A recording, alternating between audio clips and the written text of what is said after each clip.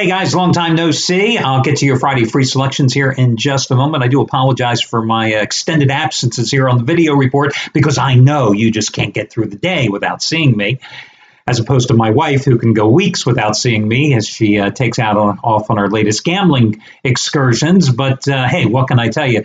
But lately it's been one health issue after another. I don't know if any of you out there suffer from any form of anemia, but it's one of those type of things where it kind of sneaks up on you. You feel great for months at a time, and then suddenly it hits you.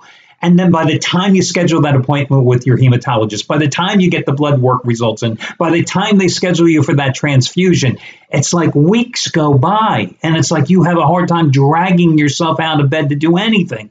And then suddenly you get that blood transfusion and it's like, wow, somebody gave you like a dose of amphetamines. And then suddenly you're wound up and you feel great again for another 6 months. So I'm back. I'm here. Hopefully I'll be here on a regular basis now. But anyway, the NBA draft last night, my favorite draft. I got to be honest with you, the NBA has kind of become my favorite sport. Not my favorite betting sport. That would still be baseball, of course, but absolutely my favorite draft because of all the intrigue leading up to it. You know, when I was a kid, you had the baseball winter meetings and all the intrigue and all the draft rumors and stuff, and you had all the big trades. It really doesn't happen anymore. Now, did we have a multitude of trades last night? Not really. I mean, we had a few. Of course, the Jimmy Butler one, which I'll talk about in just a moment, was the big one. And of course, going into the draft, we had the big swap of the number one pick between the Celtics and the 76ers, a trade that ultimately could benefit both teams. But it's just the fact that you had all the rumors and the innuendo. And really, last night's draft set up the trades that could come down here in the next weeks or months leading up to the start of the preseason. It really just sets the dominoes in motion because now teams have a little more idea of what's to come. And you've got all the salary cap implications as well. But you have that action. You have that feeding frenzy. That's the fun part about the NBA draft. First NBA draft I ever covered as a reporter was the 1984 draft. Interesting draft. I'll never forget. Of course, that was the draft. Number one player taken that year was Hakeem Olajuwon. Number two player was Sam Bowie. You know how that turned out. I remember watching Sam Bowie when I was in high school and watching him in the Pennsylvania state finals, watching him play for the state championship. Just a dominating player. But you know how that turned out. And that number three pick that year was some guy, Jordan something. I don't remember his first name. Sam Perkins was number four, and then the Philadelphia 76ers were taking Charles Barkley. And, I'll never forget, Pat Williams was the general manager. They took Charles Barkley, and Philadelphia 76ers fans were not exactly enamored with the pick. They saw this guy who was like 6'4", 6'5". Remember, they called him the round mound of rebound coming out of Auburn. They were not exactly enamored with his, let's face it, physical dimensions.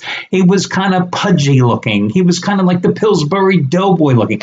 I had seen this guy play a couple of times for Auburn. I had seen him a few times, once in person play. I had seen him a couple of times on TV play, and I looked at him and I thought, my God, they are going to love the way this guy gives it all on the floor. And my God, you saw the career that he had and the player that he turned out to be.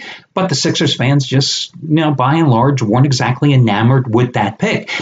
And that's how it goes with the NBA draft. You don't know what you get. Everybody looks either good or bad on draft night, but you don't know what's going to happen until they actually hit the floor. And then subsequently, you look like going back in that 1984 draft specifically after Charles Barkley, Melvin Turpin, bust. Alvin Robertson, okay, decent career for the Spurs. Lancaster Gordon, bust. Otis Thorpe, a decent career as a power forward, drafted afterwards. Leon Wood was the number 10 pick, also by the 76ers. Turned out to be a better official than a shooting guard. A bust. Kevin Willis, a good power forward for the Atlanta Hawks. Better than Charles Barkley? Absolutely not. Jay Humphries, bust. Michael Cage, decent rebounder, bust as a scorer. Terrence Stansbury, bust. And then the number 16 pick that year, John Stockton by the Utah Jazz. So you never know how the chips are going to fall in the draft. I was looking at last night's picks and, taking a look at how they all fell in terms of the teams that did well, teams that didn't do well.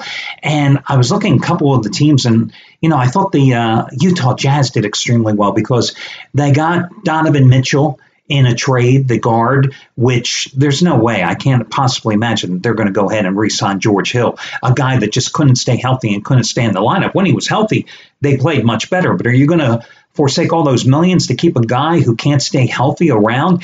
And then I thought the deal that they made with the Lakers to get the rights to Tony Bradley, who came out of North Carolina as a freshman, didn't put up awesome numbers, but if you project those numbers over 40 minutes, they were great numbers.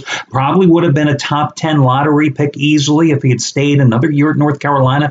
But I think that guy has a ton of potential. I thought the Jazz had a damn good draft. I thought that the Hornets were very lucky.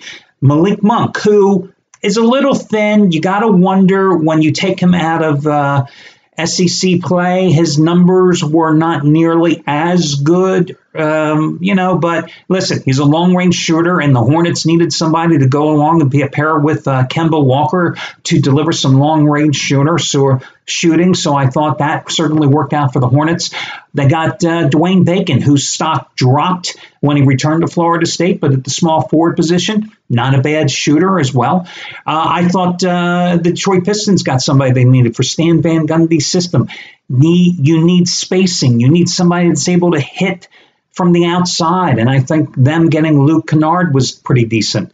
I thought the Lakers, other than getting Lonzo Ball, did well for themselves, getting Kyle Kuzma out of Utah, getting Josh Hart, a guy who can definitely hit from the outside. I think taking a shot in the second round with Thomas Bryant, the power forward center, probably play forward in the NBA. Thomas Bryant out of Indiana was decent. I thought the Clippers buying themselves a couple of second-round picks, a team that has a lot of overpriced veterans on the bench that didn't contribute well, getting Jawan Evans, buying that second-rounder from the Philadelphia 76ers. He, of course, was the Oklahoma State high-scoring point guard. And then getting Sindarius Thornwell, who I don't know athletically if he is going to be anything more than a reserve player in the NBA, but he's a hell of a defensive player. I thought that was pretty good for a team that didn't have any real assets in the draft, going out and using money to buy a couple of second-round picks. So not bad. Now, the Bulls, I don't know what the hell they were thinking. Listen, Lauri Markkanen out of Arizona, a big guy that can hit threes, and people go, hey, could he be the next Dirk Nowitzki? Sure. If he develops the rest of his game, I mean, there's more than just hitting threes. And then they go get Justin Patton out of Creighton. Nice 7-footer. How many big, tall guys that look good when they're like 19 develop into legitimate post players? And then the NBA has changed. I mean, they took a huge risk. And, a lot of people are ripping the Bulls for that trade with Minnesota. And absolutely, the T-Wolves got the better part of that deal. But other than the possibility of making a deal with the Celtics, who else was banging down the door to the Bulls to give them a better deal than what they got from the T-Wolves? No ifs, ands, or buts. If they made any type of deal with the Celtics, they probably would have gotten a better deal. Younger players, better players possibly in return, better assets in terms of the draft looking forward, because Danny Ainge is sitting on that stockpile of picks. But make a deal with the Cavaliers. What, you're going to take Kevin Love back? You're probably better taking the potential and what you got with Markkanen and Patton than taking Kevin Love and that exorbitant salary back that would handicap you salary cap wise going forward. And what did the Cavaliers have in terms of assets to give you other than Kevin Love? Nothing. And as for the T-Wolves, what a great deal. Not only do you get Jimmy Butler with 2 years left on his contract, but you reunite him with Thibodeau. And now you got Wiggins and you got the big guy Towns, right? And you got Ricky Rubio, who is never going to be a scorer, has never been a scorer, but is a hell of a distributor, who's got a guy to give the ball late in games. Now you've got a big three with Wiggins and Karl Anthony Towns and Butler to distribute, to score the points. You don't have a bench in Minnesota, right? You got no bench, but you can work on the bench. But you got 4/5 of a great starting five. Now, whether that starting five is going to play any defense, that's beyond me. But you got a really entertaining team out there, and you got a coach that believes in defense and a guy in Butler who buys into the coach's defensive philosophy. So interesting. But now, of course, the trades. You got to see what's going to happen on the trade front. So anyway, let's move on. Let's get to the free picks here. Listen, guys, I'm going to go with Texas and Yu Darvish on the road. It's a $1.05 underdog tonight against the Yankees, who have lost 8 of their last 9. The Yankees going with Tanaka. Of course, Tanaka and Darvish, one-time stars in the Japan Pacific League. First time they have faced each other since they were both members of Japan's Pacific League back in 2011. Darvish was rocked in his last start, but he had been pitching well prior to that, and he still carries a 2.65 earned run average and 6 road starts coming into this contest, allowing only 25 hits in 37 1/3 innings in those road starts. As for Tanaka, 0-6 with an 8.71 earned run average, 8.91 earned run average in his last 7 starts, and in 2 career starts against the Rangers has a 7.50 earned run average. Meanwhile, Darvish 3-1 with a 2.01 ERA in 5 career starts against the Yankees. Again, the Yankees have lost 8 of their last 9 games. The Rangers, their last road trip, won 5 out of 6 against, who was that? Against the Nationals and the Astros. And they're coming off a 4-3 homestand in which they scored at least 6 runs in 5 of those 7 games, which they wrapped up with an 11-4 win against Toronto yesterday. So I like them. I'm willing to take a shot with the Angels as a huge road dog price at Fenway against the Red Sox tonight, plus $1.55, going with the 6'9 right-hander Alex Meyer, who is coming off a very strong effort against the Royals in his last start at home, in which he held the Royals to 2 hits and walked just 1 in 6 shutout innings, in which he fanned 9 batters. Now, again, 6'9", right-hander. 1.19 earned run average in 4 starts so far this month, lowering his earned run average from 5.79 to 3.59 in the process, which tells you that he sucked earlier in the season, but he's pitching hellacious ball right now. Now, only one of those 4 starts happened to be on the road, but it's been his best of the 4 road starts he's made this season, as back earlier this month on June 7th, he held the Tigers to 3 hits and 1 run in 6 innings of work, in which he also struck out 9 batters. Rick Porcello last year won the American League Cy Young Award, right? 22-win season. 2 years ago in his first season with the Red Sox, absolutely was pathetic. Well, he's reverted to that 2015 form.